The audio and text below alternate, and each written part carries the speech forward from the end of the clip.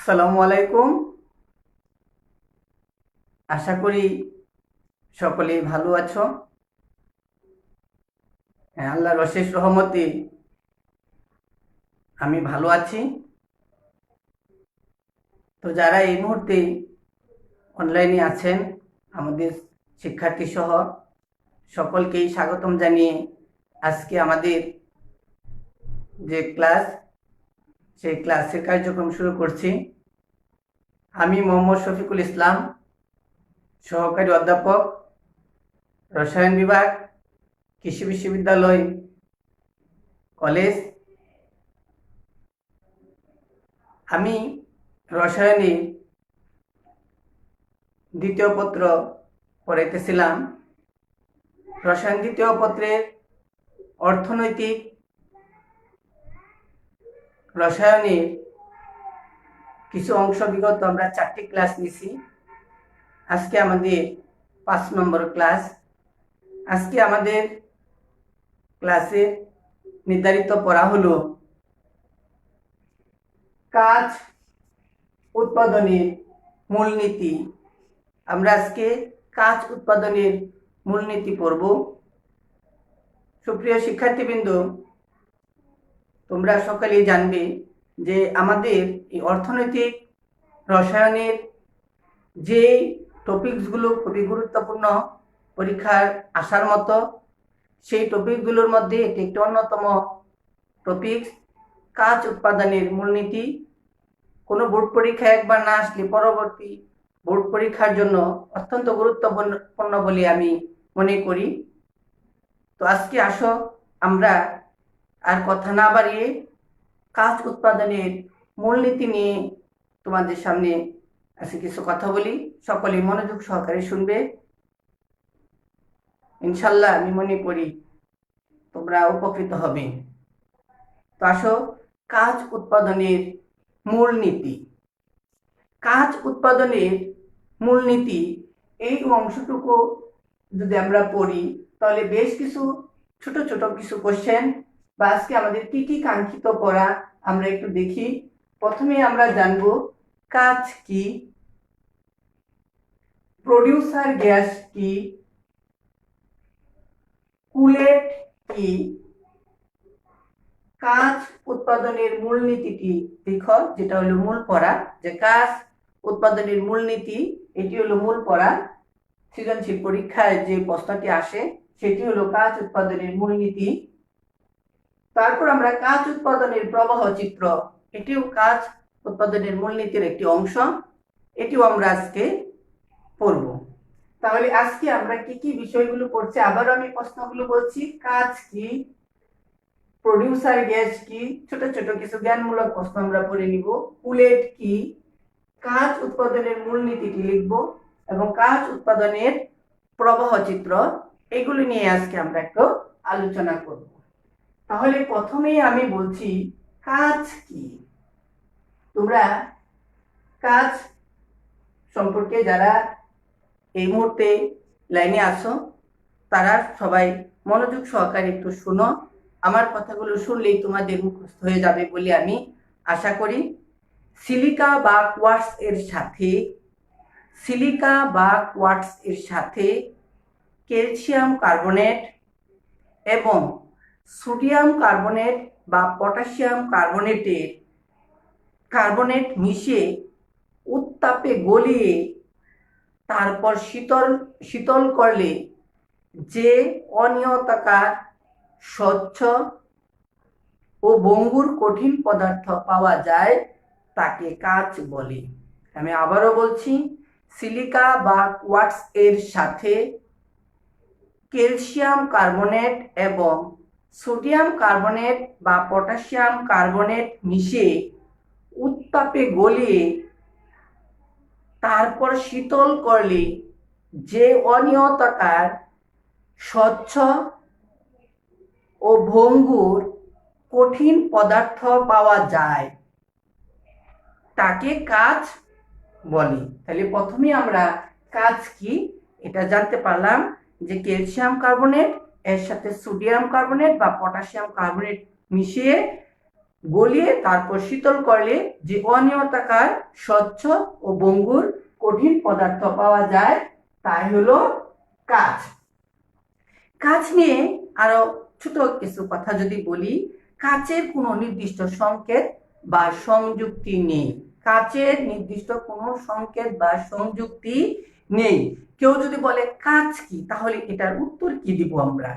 কাঁচ মূলত sodium silicate বা ক্যালসিয়াম সিলিকেটের মিশ্রণ। এভাবে বললে হবে যে কাঁচ হলো সোডিয়াম সিলিকেট বা সোডিয়াম সিলিকেট ও ক্যালসিয়াম সিলিকেটের মিশ্রণ। কাঁচের কোনো নির্দিষ্ট সংকেত বা সংযুক্তি নেই। তাহলে কি কাঁচের সংজ্ঞা যদি আবার কেউ সংক্ষিপ্ত করে জিজ্ঞেস করে কাঁচ কি, ক্যালসিয়াম সিলিকেট ও সোডিয়াম সিলিকেটের মিশ্রণই হলো কাঁচ।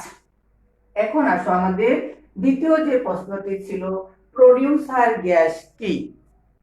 প্রডিউসার গ্যাস হলো, আমরা বলছি যে প্রডিউসার গ্যাস হলো কার্বন মনোঅক্সাইড ও নাইট্রোজেনের মিশ্রণকে প্রডিউসার গ্যাস বলা হয়। প্রডিউসার গ্যাস কাকে বলছি? কার্বন মনোঅক্সাইড ও নাইট্রোজেনের মিশ্রণকে producer gas, producer gas, producer gas.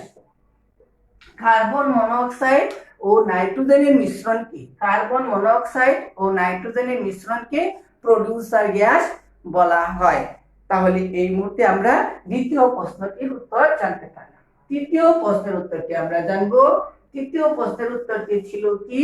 তৃতীয় প্রশ্নটি ছিল কুলেট কি? কুলেট বা কিউলেট, কুলেট, কুলেট বা কিউলেট।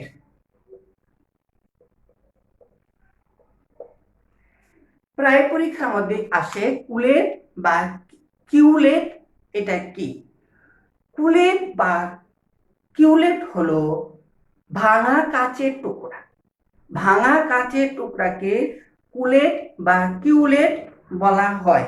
তো এটা দিয়ে কি করা হয়? কাঁচ উৎপাদনের সময় এই কুলেটটি ব্যবহার করা হয় দুটি কারণে। একটি হলো কাঁচ এর যে কাঁচামাল সেটি গলাতে সাহায্য করে, এই কুলেট কাঁচকে গলাতে সাহায্য করে। আর দুই হলো এই কাঁচ, এই ভাঙা কাঁচের টুকরো এটা আবার কাঁচ হিসাবে ব্যবহৃত হয়, ফলে উৎপাদন পরিমাণ বৃদ্ধি পায়। তাহলে কুলেটটা কি? কুলেট হলো ভাঙা কাঁচের টুকরা। ভাঙা কাঁচের টুকরাকে কুলেট বলে। তাহলে কুলেট দ্বারা আমরা কি করি?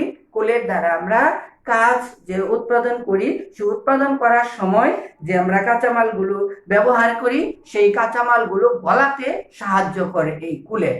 আর দ্বিতীয় কথা হলো এই কুলেট আবার কাঁচ উৎপাদনের জন্য আবার উৎপাদনের পরিমাণ বৃদ্ধি করে দেয়। এই হলো কুলেটের ব্যবহার। পরীক্ষার মধ্যে অনেক সময় আমরা দিই কুলেট কি এবং কুলেট দ্বারা কি করা হয়। তাহলে কুলেট বা কিউলেট বিষয়টি কি? কুলেট বা কিউলেট এটা হলো ভাঙা কাঁচের টুকরোকে আমরা কুলেট বা কিউলেট বলি। এখন আসো আমরা এই যে কাঁচ উৎপাদন করছি, এই কাঁচ উৎপাদনের কাঁচামালগুলো কি? কাঁচ উৎপাদনের কাঁচামালকে আমরা দুই ভাগে ভাগ করছি। একটা হলো প্রধান কাঁচামাল আর একটা হলো অপ্রধান কাঁচামাল। প্রধান কাঁচামালগুলো কি কি? প্রধান কাঁচামাল, প্রধান কাঁচামালগুলো কি কি? প্রথমেই প্রধান কাঁচ উৎপাদনের প্রধান কাঁচামালগুলো হলো এক, বালি বা সিলিকা। বালি বা সিলিকা, বালি বা সিলিকা, এটার সংকেত আমরা জানি SiO2, বালি বা সিলিকা, এটা হলো প্রধান কাঁচামাল। তারপরে সোডা বা সোডা অ্যাশ, সোডা বা সোডা অ্যাশ, সোডা বা সোডা অ্যাশ।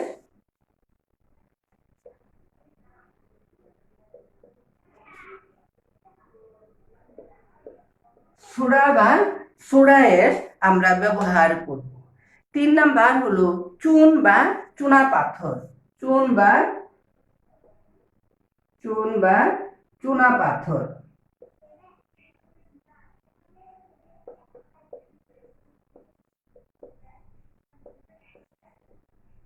চুন বা চুনা পাথর। তাহলে কাঁচ উৎপাদনের প্রধান কাঁচামালগুলো কি কি আমরা বলছি? কাঁচ উৎপাদনের প্রধান কাঁচামালগুলো এক নাম্বার হলো বালি বা সিলিকা, আমরা সিলিকার যে সংকেত লিখে SiO2, সোডা বা সোডা এস, আমরা সোডিয়াম অক্সাইড এবং সোডিয়াম কার্বনেট, এটা চুন বা চুনা পাথর আমরা বলতে পারি, ক্যালসিয়াম অক্সাইড ও ক্যালসিয়াম কার্বনেট। এইটি হলো কাঁচ উৎপাদনের প্রধান কাঁচামাল।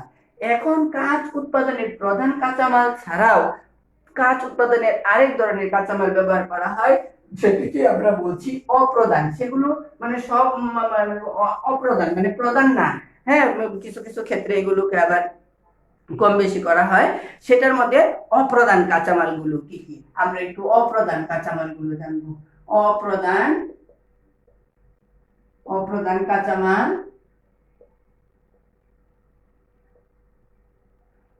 অপ্রধান কাঁচামালগুলো আমি মুখে বলে শুধু সংকেতগুলো তোমাদের সামনে লিখে দিচ্ছি, তোমরা সবাই একটু খেয়াল করবে।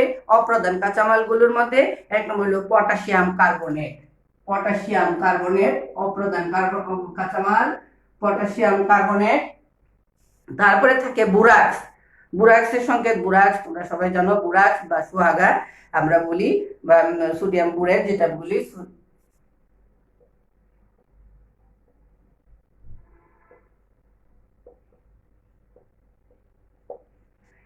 এক নাম্বার বলছি কি পটাশিয়াম কার্বনেট, দুই নাম্বার বলছি আমরা বোরাক্স, তিন নাম্বার হলো feldspar. Feldspar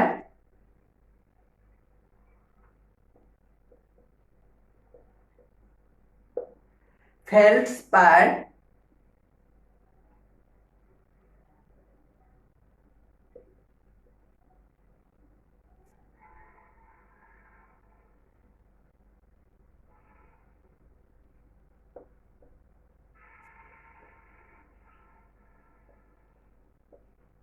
feldspar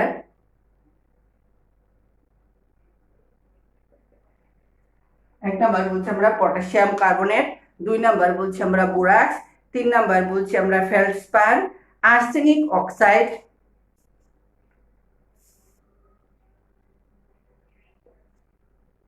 arsenic oxide অপ্রধান কাঁচামাল, arsenic oxide, lead oxide, lead oxide, salt cake,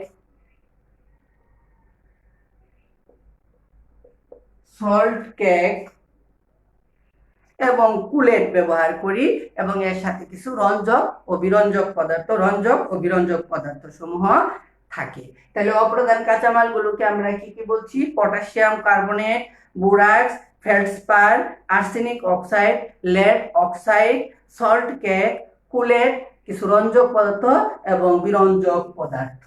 এগুলো হলো কাঁচ উৎপাদনের কাঁচামালগুলো বললাম। এখন এই কাঁচ উৎপাদনের প্রক্রিয়াকে আমরা টোটাল 4টি ভাগে ভাগ করতেছি, মানে কি প্রণালীগুলো করি। সেই প্রণালীগুলোর মধ্যে এক নাম্বার হলো কাঁচামালের বিগলন। এক নাম্বার কাঁচামালের বিগলন, দুই নাম্বার হলো আকৃতি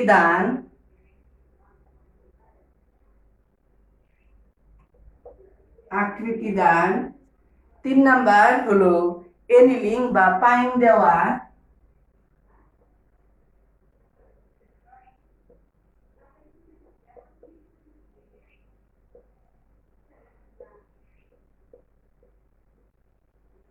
এনিলিং বা পাইন দেওয়া, আর চার নাম্বার হলো ফিনিশিং।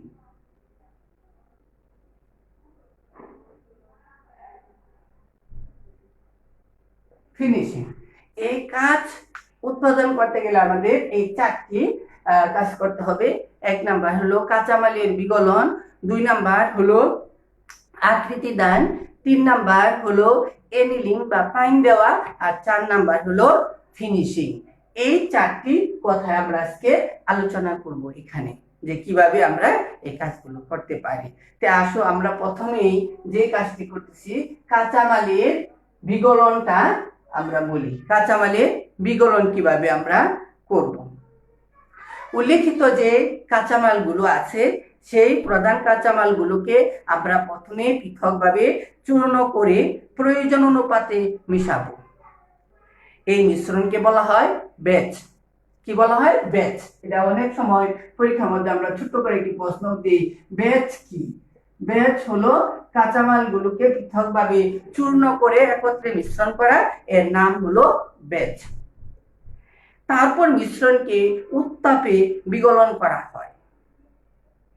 বিগলন করার জন্য পাত্রকে চুল্লি বা ট্যাঙ্ক চুল্লি ব্যবহার করা হয়। পাত্রকে বিগলন করার জন্য চুল্লি বা ট্যাঙ্ক চুল্লি ব্যবহার করা হয়। এই ধরনের চুল্লিতে তাপ উৎপাদনের জন্য প্রডিউসার গ্যাস ও বায়ুর মিশ্রণ ব্যবহার করা হয়। কি ব্যবহার করা হয়? বায়ুর মিশ্রণ এবং প্রডিউসার গ্যাস ব্যবহার করা হয়। চুল্লিতে প্রায় 1400 ডিগ্রি সেন্টিগ্রেড তাপমাত্রায়, কত ডিগ্রি? 1400 degree centigrade. চুল্লিতে প্রায় 1400 ডিগ্রি সেন্টিগ্রেড তাপমাত্রায় মিশ্রণ গলে স্বচ্ছ উচ্চ সান্দ্রতা বিশিষ্ট তরল পদার্থ পাওয়া যায়। এটি মূলত গলিত কাচ। এটি মূলত গলিত কাচ। অস্বচ্ছ কাচ তৈরি করার জন্য অ্যান্টিমনি, টিন ও আর্সেনিক অক্সাইড বা সালফাইড যোগ করা হয়। কাচকে যদি রঙিন করা হয় তাহলে কাচের সাথে কিছু উপাদান, গলিত পদার্থের সাথে কিছু উপাদান যোগ করতে হয়। যেমন আমরা বলছি, যদি আমরা কাচকে হলুদ বর্ণের কাচে পরিণত করতে চাই তাহলে সেখানে ক্যাডমিয়াম সালফাইড যোগ করতে হবে। যদি কাচকে আমরা নীল করতে চাই তাহলে সেখানে কোবাল্ট অক্সাইড যোগ করতে হবে। যদি কাচকে আমরা এম্বার এর রং দিই তাহলে ম্যাঙ্গানিজ অক্সাইড দিব। সবুজ বা বাদামি যদি আমরা চাই তাহলে ফেরিক অক্সাইড পদার্থ আমরা মিশিয়ে তারপরে এটাকে উত্তপ্ত করে সমসত্ব মিশ্রণ উৎপন্ন করব। তাপে বিয়োজিত হয় না এমন কিছু পদার্থ বা অপদ্রব্য চুল্লির উপরিতলে ভেসে ওঠে। একে গ্লাস গল্ড বা স্যান্ডাইবার বলে। গ্লাস গল্ড বা স্যান্ডাইবার বলে। কাচকে যখন গলাবো তখন কিছু অপদ্রব্য যদি এর উপরে ভেসে থাকে তখন একে আমরা গ্লাস গল্ড বা স্যান্ডাইবার বলে থাকি। গলিত কাচের মধ্যে আবদ্ধ গ্যাস বা বুদবুদ, অনেক সময় কাচের ভিতরে দেখা যায় যে বুদবুদ ওঠে, সেই বুদবুদ গুলোকে আমরা বলছি কার্বন ডাই অক্সাইড, বা যদি কাঁচামালের মধ্যে সালফার ডাই অক্সাইড থাকে তাহলে এইগুলো হয়। এবং এইগুলো দূর করার জন্য, এই বুদবুদ গুলো দূর করার জন্য আমরা সেই কাঁচামালের মধ্যে অ্যালুমিনা Al2O3 অ্যালুমিনা ব্যবহার করি। অ্যালুমিনা এবং সোডিয়াম নাইট্রেট, অ্যামোনিয়াম ক্লোরাইড, এই সকল পদার্থগুলো দিয়ে আমরা কাচের মধ্যে যে বুদবুদ তৈরি হয় সেই বুদবুদগুলো দূর করার জন্য আমরা এই সকল পদার্থগুলো যোগ করব। আরেকটি কথা আমরা মনে রাখবো যে কাচের যে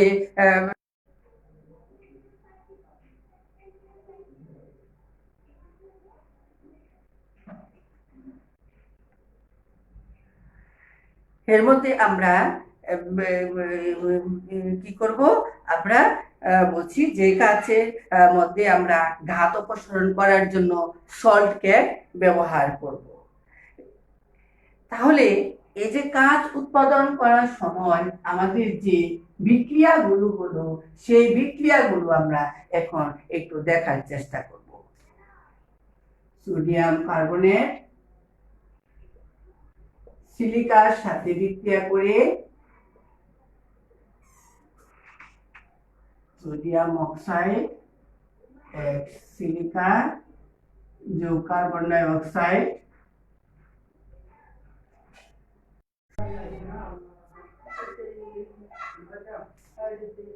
সোডিয়াম সালফেট কার্বনের সাথে বিক্রিয়া করে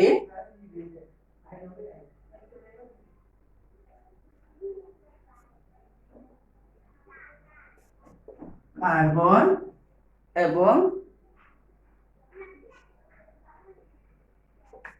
সালফার ডাই অক্সাইড উৎপন্ন করি। সোডিয়াম অক্সাইড আবার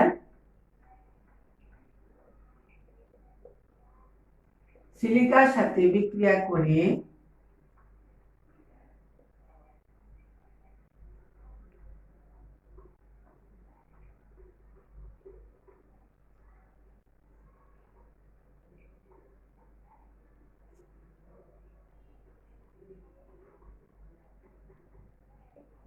এই বিক্রিয়াটি উৎপন্ন করব এবং সর্বশেষ ধাপে আমরা ক্যালসিয়াম কার্বনেট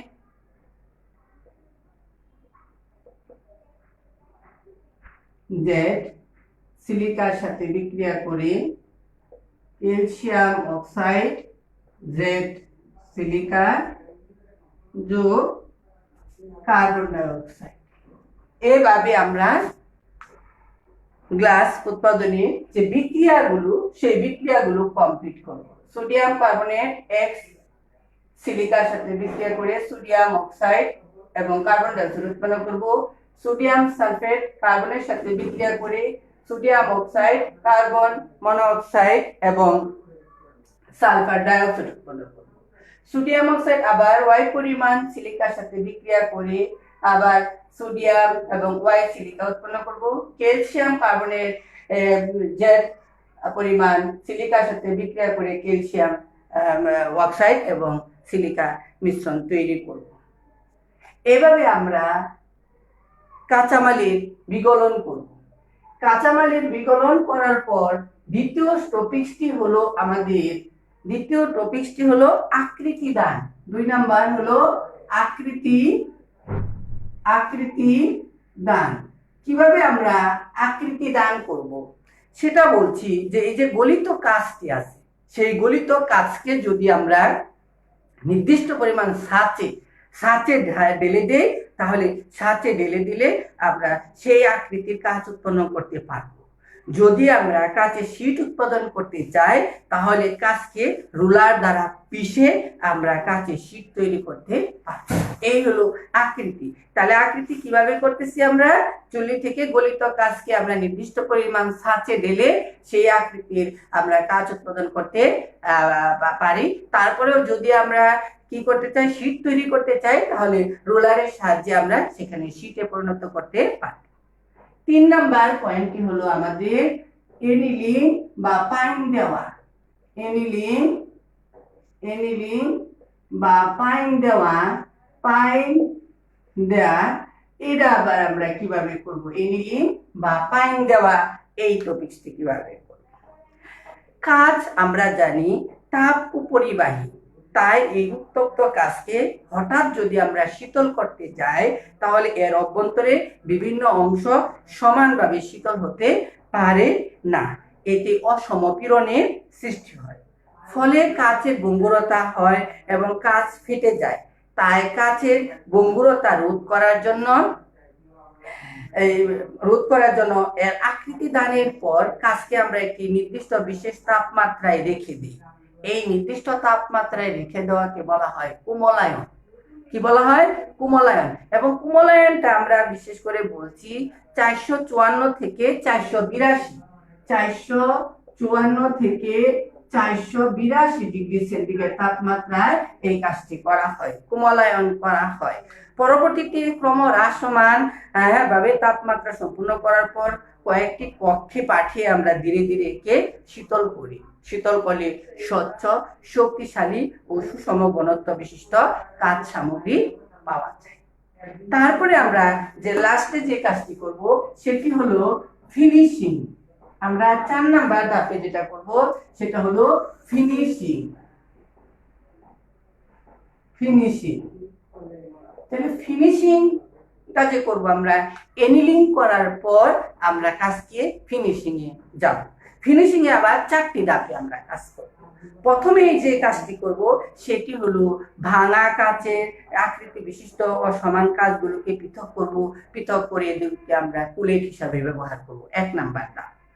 2 নাম্বার কাজটি হলো এই কাঁচকে আমরা পানি দ্বারা এবং পালিশকারক দ্বারা দ্রব্য দ্বারা যথাযথ পরিষ্কার এবং পালিশ করব। 3 নাম্বার কাজ, ফিনিশিং এর এই পর্যায়ে আমরা পরিষ্কার আর পালিশ কাজকে কেটে নির্দিষ্ট আকৃতি দিব। 4 নাম্বার কাজটি কি? 4 নাম্বার কাজটি হলো এরপরেও যদি কাজের কোনো অংশ সমান থেকে থাকে তখন সেগুলোকে আমরা উত্তাপে গলিয়ে অন্যান্য কাজে ব্যবহার করব। এই হলো আমাদের কাজ উৎপাদনের মূলনীতি। কাজ উৎপাদনের মূলনীতি আমরা কয়টি ধাপে তাহলে কাজ করলাম? আমরা 4টি। প্রথমে হলো কাঁচামালের বিগলন, 2 হলো আকৃতি দান, 3 হলো এনিলিং বা পাইন দেওয়া, 4 হলো ফিনিশিং। এখন এই কাজ উৎপাদনের যে প্রবাহ চিত্রটি আছে সেই প্রবাহ চিত্রটি আমি তোমাদের সম্মুখে বলবো। প্রবাহ চিত্রটি তোমরা সবাই খেয়াল করবা। প্রবাহ চিত্র,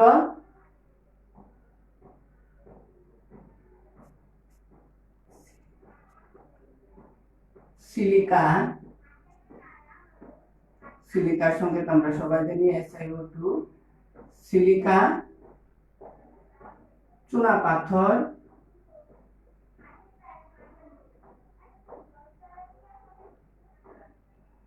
সিলিকা এবং চুনা পাথর এই দুটিকে আমরা নিয়ে যাব নির্দিষ্ট অনুপাতে মিশ্রিত কাঁচামাল, নির্দিষ্ট অনুপাতে মিশ্রিত কাঁচামাল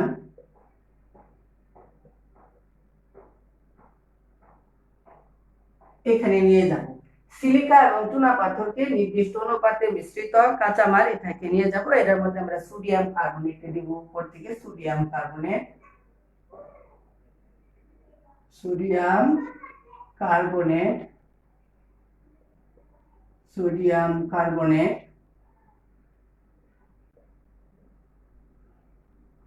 আমরা এখান থেকে সোডিয়াম কার্বনেটও দিচ্ছি। আবার এখানে আমরা কিউলেটও দিব, কিউলেট বা কিউলেট এটাও আমরা এই নির্দিষ্ট মিশ্রণের অনুপাতের মধ্যে দিব। তারপর এটিকে নিয়ে যাব আমরা চুল্লিতে,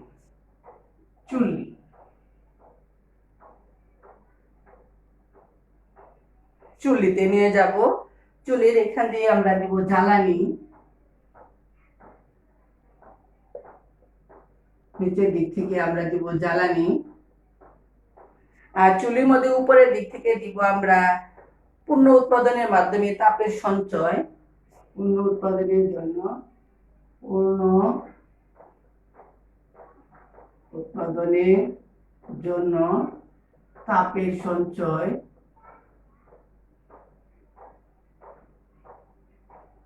পূর্ণ উৎপাদনের জন্য তাপের সঞ্চয়, এটা দিব উপর দিক থেকে।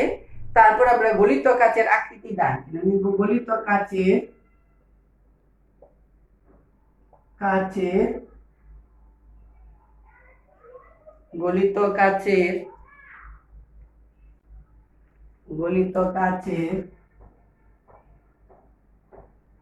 আকৃতি দান, গলিত কাচের আকৃতি এখানে নিব আমরা। তারপর নিব আমরা এনিলিং বা কুমলায়ন, এনিলিং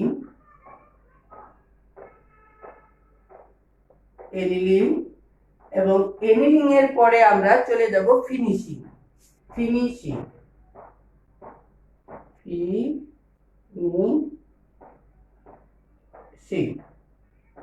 এনিলিং এর পরে আমরা নিয়ে যাব ফিনিশিং। তাহলে কাঁচ উৎপাদনের যে প্রবাহ চিত্র সেটা আমরা দেখছি। সিলিকা বা চুনা পাথর একে নির্দিষ্ট অনুপাতে মিশ্রিত কাঁচামালের মধ্যে দিব এবং এদিক থেকে সোডিয়াম কার্বনেটটা আমরা এখানে দিব এবং কিউলেটও দিব নির্দিষ্ট অনুপাতে মিশ্রিত কাঁচামালের মধ্যে।